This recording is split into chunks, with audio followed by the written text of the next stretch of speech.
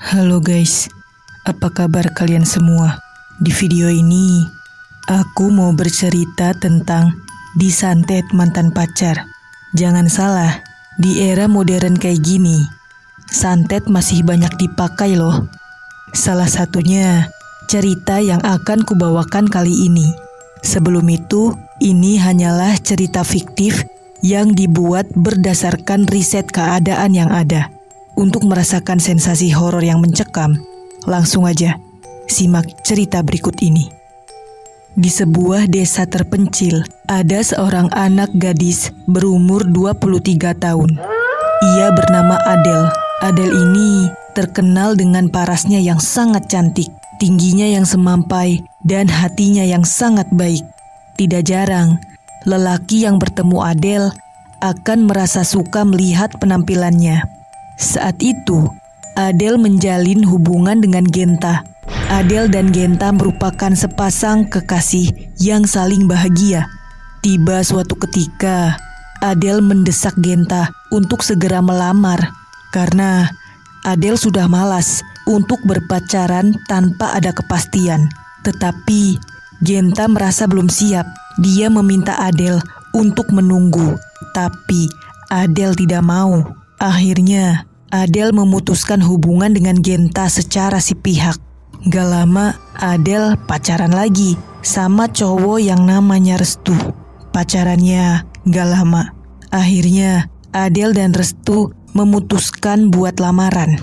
Jadi, sekarang statusnya Genta adalah mantan pacar Adele. Awalnya, hari-hari terasa biasa aja buat Adele. Dia menjalani hari sebagai tunangannya Restu. Sampai suatu ketika, hal aneh terjadi pada Adele. Adele yang dikenal dengan sifat lemah lembutnya, tiba-tiba suka membantah omongan orang tua. Adele juga dikenal dengan orang yang rajin beribadah. Ia suka banget menjalankan ibadah baik yang wajib maupun yang sunnah. Tapi, baru malam ini, di malam Jumat, tepat pukul 10 malam, Adele belum melaksanakan sholat Isya. Ibunya pergi untuk mengingatkannya. Adele hanya bermalasan di atas kasur. Saat dipaksa untuk sholat, Adele lupa semua bacaan sholatnya. Dia malah memainkan mukena yang dikenakan di badannya. Di sini, keanehan tingkah laku Adele mulai terjadi. Saat tengah malam, sang ibu mendengar pintu kamar Adele terbuka dan terdengar langkah kaki Adele menuju kamar mandi. Ibunya mengira mungkin Adele memang ingin buang air kecil di malam hari. Karena itu wajar. Oh iya, kamar mandi rumah Adele terpisah di belakang rumah. Namanya juga rumah lama dan di desa. Jadi kamar mandinya itu ada di samping pintu belakang, menghadap ke pekarangan langsung.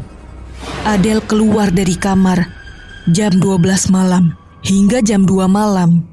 Ia tidak kembali ke kamarnya.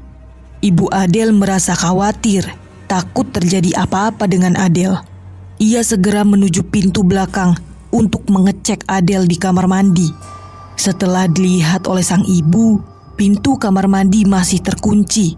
Saat diketok-ketok, tidak ada satupun suara. Ibu dan ayah Adele memutuskan untuk mendobrak pintu kamar mandi yang terkunci dari dalam.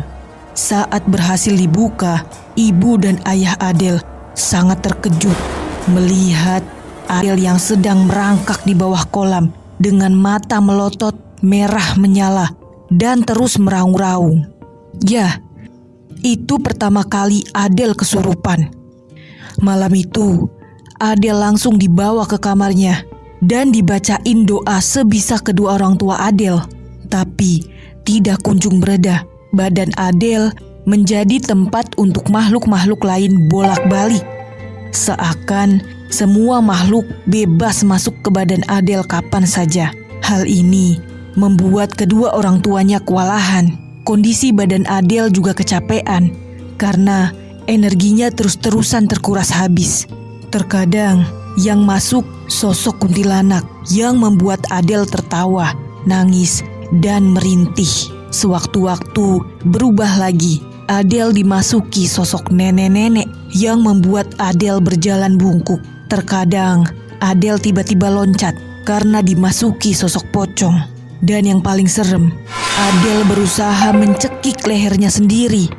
Tidak tahu berapa jenis makhluk yang merasuki Adele dalam satu malam ini. Ayah dan ibunya tidak bisa mencari pertolongan karena itu sudah tengah malam. Mereka hanya menjaga Adele di dalam kamar dan tidak pergi kemana-mana. Malam itu, kepala dan badan Adele penuh dengan lebam karena ia tidak bisa mengendalikan makhluk yang masuk ke dalam tubuhnya. Adele berhenti kesurupan saat azan subuh berkumandang. Setelah menjalankan sholat subuh, ayah Adele segera lari ke masjid dan memanggil Pak Ustadz untuk menyembuhkan Adele. Saat di depan pintu rumah Adele, Pak Ustadz melihat wajah Adele yang lemas lesu. Bukannya segera menolong, justru Pak Ustadz langsung balik dan meminta maaf kalau dia tidak bisa menolong Adele. Akhirnya, ayah dan ibu Adele berniat untuk membawa Adele ke rumah ustadz lainnya. Makhluk di dalam tubuh Adele seperti mengetahuinya, lalu mengelabui ayah dan ibu supaya Adele menolaknya. Saat menggandeng tangan Adele untuk keluar rumah, tiba-tiba saja Adele lari kencang masuk ke dalam kamar dan mengunci dari dalam. Ayah dan ibu Adele panik. Tidak lama berselang, Restu datang. Ketika mendengar suara Restu dari luar, Adele seperti terketuk hatinya. Ia segera membuka pintu dan tersenyum senang melihat Restu. Adele terlihat normal kembali. Ayah dan ibunya pun lega. Tiba-tiba Adele berlari kencang ke arah Restu dan mencekik leher Restu sambil bilang, "Pergi kau, jangan pernah mengambil Adele atau bahaya bersama kalian. Saya tidak akan pernah tinggal diam. Menyerah sekarang atau kembali aku lukai bocah ini." Ibu Adele teriak histeris, kebingungan apa yang harus dilakukan. Akhirnya, setelah dilepaskan, Restu disuruh untuk menjauh. Ibu Adele merasa ada yang tidak beres. Ia segera menghubungi teman-temannya dan meminta maaf. Saat Ibu Adele menelpon Genta, Ibu Adele meminta maaf kepada Genta apabila Adele punya salah. Dan Genta mengaku dia yang telah mengirimi Adele santet karena Adele sudah menyakiti hatinya dan lamaran dengan cowok lain dalam waktu yang singkat setelah mereka putus. Ibu Adele meminta untuk segera dihilangkan santetnya karena rupa-rupanya santet ini dikirimkan ke Adele tidak hanya satu makhluk saja. Hal ini ditujukan supaya Adele dan Restu tidak lagi saling suka dan tidak melanjutkan ke jenjang pernikahan, serta membuat Adele gila. Beberapa hari kemudian, kondisi Adele siuman, meskipun sering kali tertawa dan menangis sendiri. Itu dia guys ceritanya. Serem banget. Jangan main-main deh sama ilmu-ilmu kayak gitu. Kalau kalian merasa ada sesuatu yang ingin kita tuju, lebih baik berusaha. Meskipun lama, kita akan tetap mencapainya. Karena bermain atau bahkan perjanjian dengan hal-hal gaib akan membuat hidup gak nyaman. Sekian ceritanya guys. Sampai jumpa.